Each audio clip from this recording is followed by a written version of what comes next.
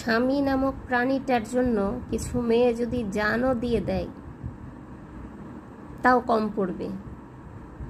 যদি কলিজাটাও কেটে দেয় তারপরেও বলবে কলিজা ভুনাতে লবণ কম হয়েছে, দোষ ধরবেই বউয়ের।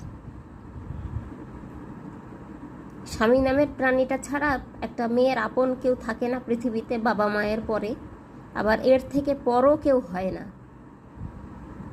যদি কেউ পর হতে চায় তাহলে এই স্বামী যথেষ্ট।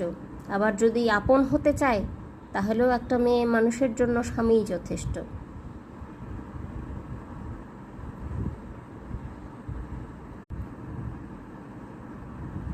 স্বামী নামক প্রাণীটার জন্য কিছু মেয়ে যদি জানও দিয়ে দেয় তাও কম পড়বে। যদি কলিজাটাও কেটে দেয়